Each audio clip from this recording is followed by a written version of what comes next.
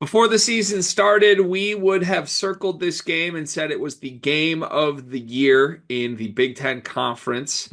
And conference play has zapped a little bit of excitement from this matchup, maybe a lot of bit of excitement from this matchup, basically playing for seeding in the Big Ten tournament at this point. But I think both these teams really want this one. I think both these teams really could use one more marquee resume win heading into postseason play to feel really good about themselves, but two actually boost themselves maybe up a seed line in the NCAA tournament. This is Purdue at Illinois, State Farm Center, the only time we got to see these two teams this season. And Card, I don't think there's two programs in the league that operate more differently than Illinois and Purdue, yet their season arcs, I think, have been remarkably similar. As far as like ups and downs, or talk me through those similarities. It's been a roller coaster ride for both teams, I think. Like I Well, think go back to the beginning of the season for Purdue. Coming in like, yeah, we don't know. We think we're good. It's not Edie anymore, but we think we're good. And you got that Alabama win game 4. You're feeling great. Oh shit, we didn't skip a beat. Then you go on to lose 4 of your next 8, including that Penn State loss. And Mhm. it's like, wow, this team has issues. Then you make the lineup changes. Caleb first into the starting lineup. The team went on to win 11 of their next 12 games. Oh my God, this is the Big Ten's best team. Then you lose 4 straight and you fall completely out of contention. Now Mhm. they've righted the ship. Everybody's feeling good, but it's been multiple ups and downs for Purdue. On the flip side with Illinois, non-con I think went pretty damn well. They start 6-1. They beat Arkansas. You're feeling really good. Lose that first Big Ten game to Northwestern. Felt fluky at the time. And at a certain point, you get the ship right back early January. You're 12-3, 4-1 in the Big Ten. Everything's ahead of you. You think this is the team to beat in the Big Ten. The rest of the year, I mean, they've won back-to-back games once since January 8th. They have losing streaks of 3 straight games in February. Michigan State, Wisconsin, Duke back-to-back-to-back. Swept by the spot. Like it just maybe Illinois has been a little more stagnant because I just think they've been consistently inconsistent. But Purdue has felt like we're really good, we're really bad, we're really good, we're really bad. So I don't know. I guess right now, maybe the one thing I would say for the first time all season, I think both of these teams are feeling great about themselves. Both these teams coming off blowout wins coming into their final game of the regular season. So what do you think? Yeah, I mean, you have a team in Purdue who I think has that slide, right? And had a players only meeting. They beat a good UCLA team. They handled Rutgers pretty easily at home.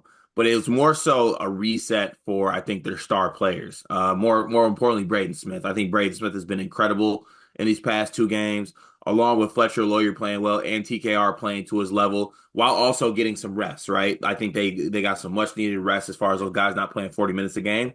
Illinois, same thing. They move Ben Rickhouse out of the starting lineup.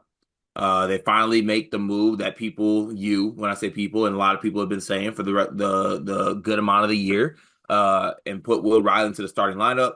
Kylan Boswell's played really well over these past couple games. I think that's been really good for Illinois. Helps Kasparis out a little bit. And they got guys kind of back healthy outside of Merez, right? And no mono, no nothing like that. And this matchup's so interesting, obviously because it's Purdue and Illinois. That makes it interesting given what these two teams have been the past couple years in the Big Ten. Obviously, we were in the game last year in Champaign where Braden said, in succession, night night, ring me, also got it in my veins. There's still a bit of juice to this game because of what these two teams have been the past couple years. Um, and also like great point guard matchup in this game. Like Illinois fans have been singing the praises of Kylan Boswell. I'm assuming Kylan Boswell is going to get the Braden Smith assignment in this game. Very intrigued to see how that goes because I'm a little bit indifferent about it. You're intrigued, huh? Yeah, I'm intrigued because of this. This will be clipped. I'm fine with it because I stand by this. Kylan Boswell cannot check Braden Smith. I'm sorry. He can maybe try to do the whole muscle, I'm 6'2" thing and I think I'm bigger than Braden Smith. No, just no. We said this about Danny Wolf. Are they going to play drop coverage with Big T? I would think so, yeah. Yeah, green. Okay. So It's green. you're expecting a big Braden game. Yes, I On am. on the flip side, Illinois is a pretty 2-point dominant offense. Yeah. 14th best 2-point percentage offense in the sport. Purdue is still 337th defensively nationally in 2-point percentage defense. So is this Illinois once again, Illinois versus themselves on trying to force from the 3-point line versus just going inside and dominating down low? I do think a good portion of this is that they need to realize that it is layup lines at the rim if they want it. And I think they've been better at that these past couple games. I think what's the thing you want from Illinois? 20-20-20? 20-20-20 rule. Yeah, I want 22s, 23s, 20 free throw attempts. They should be able to get that. They should be able to get a lot of twos in this game. I think there should be a lot going to the rim. There should, and I'm not saying don't shoot threes. That's obviously part of the game. But this should be a true inside out game. Honestly, maybe not even outside, just inside. Everyone inside. Go, rim. Go So, there. in a sense, offensively for Illinois, it could be Illinois versus themselves. Yes. I'll take themselves, I think. I feel like when it's been Illinois versus themselves, Illinois doesn't usually win. Yeah, You like know? Illinois versus Illinois, it's like, damn, Illinois got them. Yeah. Like it just what the toughest opponent for Illinois this year has been their own All right. minds. I don't know. It's the fighting versus the Illini. Yeah, right. Okay, let's ask some tough questions here. Whose senior night is this? I think they should honor Ty, shouldn't they? Is it just home Rickhouse? It's definitely like Ty, enjoy your bus ride to West Virginia. Morgantown. Um, yeah, I guess it must just be Humrick House. That's kind of honest. These teams are so similar. Caleb First alone on senior night, Ben Humrick House alone on senior night. Don't disrespect Caleb first. If Illinois wins this game, we're gonna get a graphic from Illinois Social that's like the most points scored in a 5-year stretch. Like crazy. All right. I want to ask you some tough questions. I'm here. Who's the better basketball team? Purdue, If both teams play to their absolute ceiling in a 40-minute basketball game, who's the better basketball team? Illinois, Which team do you want more in March? Purdue, Which team has a better chance of making a Final Four? Purdue. So even though you think Illinois' in-game ceiling is higher, you think Purdue's March ceiling is higher. Yeah. I also think Purdue's three is better than whatever Illinois' three is. Okay. It's definitely vettier, right? It's definitely guys that have been through it, Braden Fletch and TKR versus And better basketball players. yeah. Like Braden is better than Kasparis. TKR is better than Big T. Fletcher is better than whoever you want to throw. I mean, not probably not. I feel like if you want to do like the whole like Will Riley versus Fletcher, like Will Riley's better than Fletcher. Yeah. But for the most part, like I'm taking Purdue's three over Illinois' three. Yeah, that's fair. That's very fair. So I was thinking about this with both coaches. Maybe I'm wrong. Maybe this applies to everybody, but this feels something that's somewhat unique to both Painter and Underwood. They feel like they have coaches individually in this league that they either do really well against or struggle against. You know what I mean? Like Underwood owning Michigan and the program for however many years it's been. Mhm. I feel like you could make the argument that hasn't Purdue owned Illinois as of late? Yeah, but the only thing is, hasn't Purdue owned damn near everybody as of late these past 5 years? 500 record against Woodson, 500 record against Juwan Howard. True. I think, but slightly better than 500. He was 5-4 against Juwan Howard. But you get like just going. Painter against Illinois has won 9 of 12. Painter against Illinois has won 5 straight. Like Underwood has had his best teams since 2020, and none of them have beaten Purdue once. Yeah, there's something to that. And there's been some like implications in those games, right? Like as good as Purdue was last couple of years, there were games with title stuff on the line. And the last time title stuff was on the line, the little Purdue point guard did this while Terrence Shannon and Zach Edey watched. Yeah, that's very true. So do you think that's something that will factor into this game? Like, do you think Matt Painter and Purdue owning Illinois and Brad Underwood in the last five matchups is something that impacts this edition of this game? I'm gonna say no. I'm gonna No. say no because I think even as bad as this year has gone, and this hasn't been that awful. I say bad, like I guess it's you know what I'm trying to say. Um, I think Brad has exercised some demons this past year, this past 2 years, I'll say. I think a lot of the narratives that he can't get this, he can't do this. I think he's exercised some of those demons along the way. So I don't think that plays as much of a factor as maybe you would think. Okay. I'm suspicious that it might. I kind of think Paint just has Underwood's number. You think? He's also had better teams, but like I kind of think mostly Paint just has Underwood's number. There's also a lot on because this if there was a team, right? Like the past couple years is all they had Edie, right? Coming into the season, Illinois is like, we don't fear Purdue. We can get Purdue. They probably still feel that way. So I yeah, think I think both teams feel good about this game. I think. Like I don't know why Purdue would be sweating this game all that much with Braden in a drop coverage defense, and I think Illinois has probably all season long felt like they're more talented than Purdue. so when's the last time they beat Purdue? 2020? I just had it up. Let me pull it up. It was 6 games ago. It would have been one of the IO teams. So it's probably 2020. 2020, 2021. Illinois won in Champaign. Let me find that game. I think I have it. Was it 79-62? No. No. What the hell? Where is this? Do. Come on, KenPom, don't fail me now. Oh yeah, here we go. It was January 2nd, 2021. Io DeSumo and Kofi Coburn and Adam Miller and Trent Frazier defeated Eric Hunter, Sasha Stefanovic, and Mason Gillis by 8. Oh. Yeah. Ah. Yeah. Ah.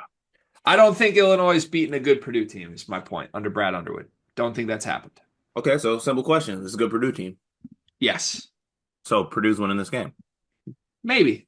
It's in Champaign. Build me the best 5-man lineup that you can between these two teams. Braden, Fletch, Will Riley, TKR, Big T. You're not putting Kasparis Yakashonis in the best 5-man lineup that you could between these two teams. That's very true. I guess I could play Kasparis and Braden together. Braden, Kasparis, But Will then are Riley. you dropping Fletch? You're putting Will Riley in over Fletcher. Yes. You're gonna leave off half of the winningest backcourt the Big Ten has had in the last 3 years. Let's make something very clear. I know Braden and Fletch are, what I'm saying, West Lafayette Twinskies. He'd walk his ass back to Homestead, Indiana if he could get Will Riley on his team. He absolutely would not, and you're slandering this like crazy. Fletcher No, is not. Will Riley's good. So Fletcher's shooting 48% from 3. That's 5th nationally. Like there is so much value to what he does. Will Riley is just a shooter shooting 31% from 3 this season.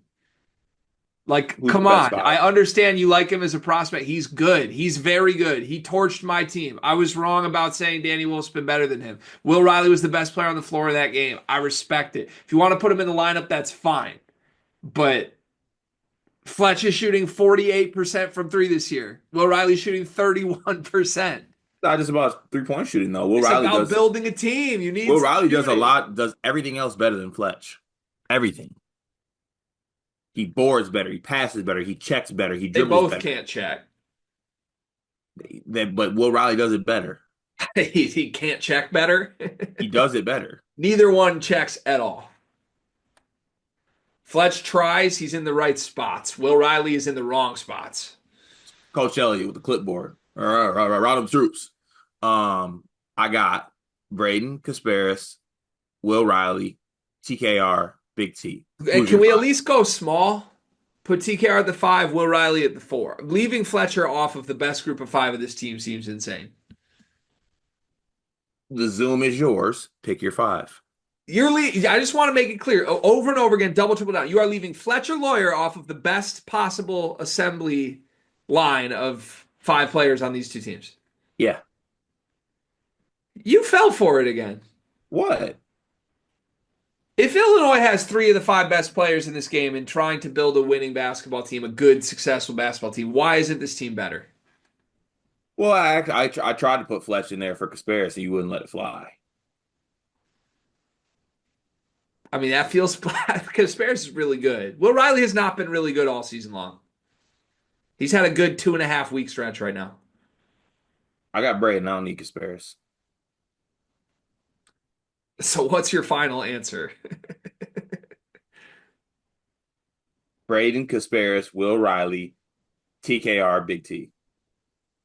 So, you do need Kasparis. I mean, I'll put him out there. All right. That is tough. Maybe I go just can't. I can't go leave Fletcher off of it. ball Braden, perhaps. I might go Braden, Kasparis, Fletcher, Trey White. Will Riley, Big T. You're leaving TKR out. I kind of want some defense, You're leaving TKR a out. little rim protection. Wait, so your front court is Big T and Will Riley, and you want I'm just defensive? kidding. I'm just kidding. It's not It's fun. hard. It's hard. You got to leave somebody out. I would leave.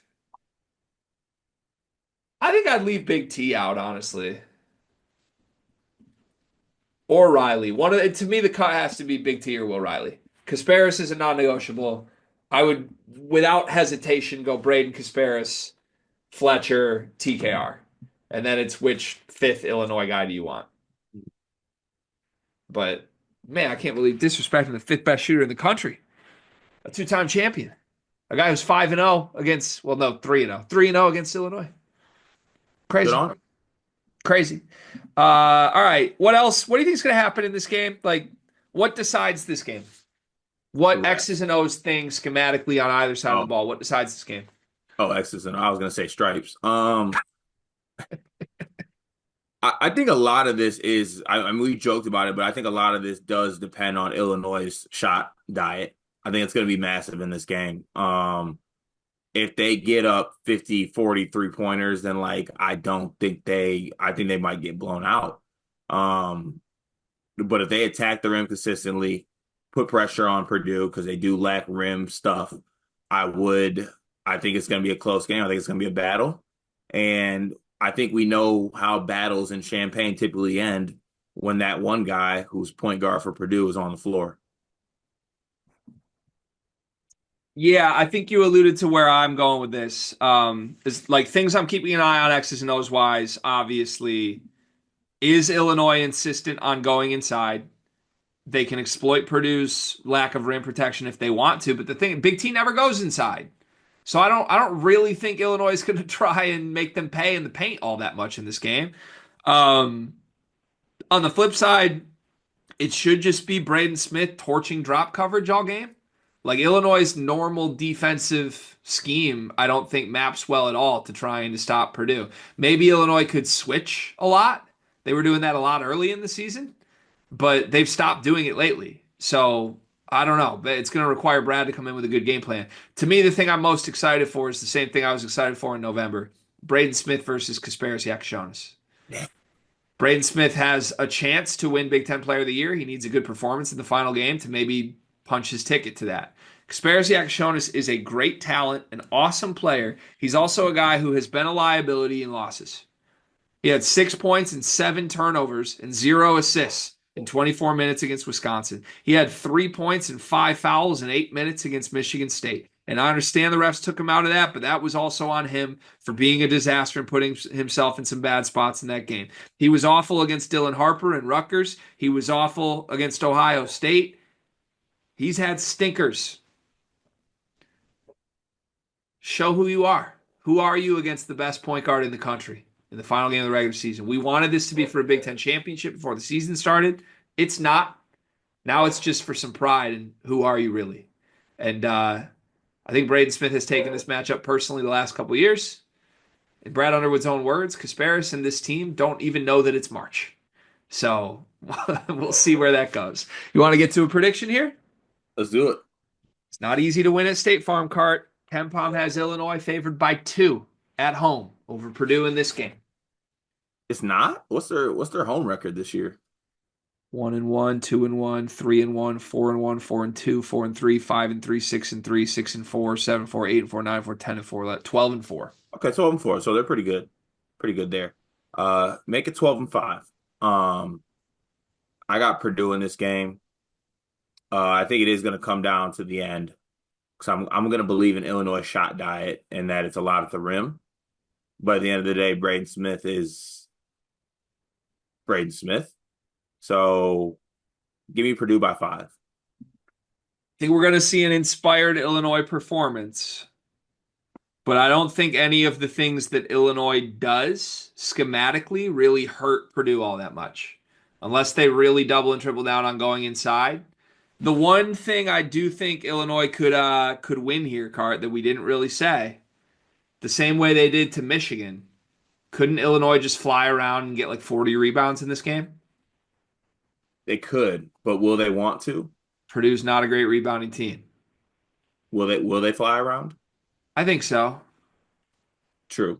That is a factor I didn't think about. They were incredible on the glass offensively against Michigan. They could do that in this game. But part of that was like the guards. Like Kylan Boswell got 5. Braden Smith's gonna rebound in this game too. So yeah, I'm gonna trust my gut here that it's a great matchup for Purdue and not a great matchup for Illinois. And I think it's gonna come down to point guard play. I'll take the better point guard, the one I trust more. I'll take Braden Smith to continue his undefeated streak against Illinois and Brad Underwood. I got Purdue by 4 in a very close game, with Fletcher Lawyer hitting the dagger and doing his own version of the night night cart. I hate that.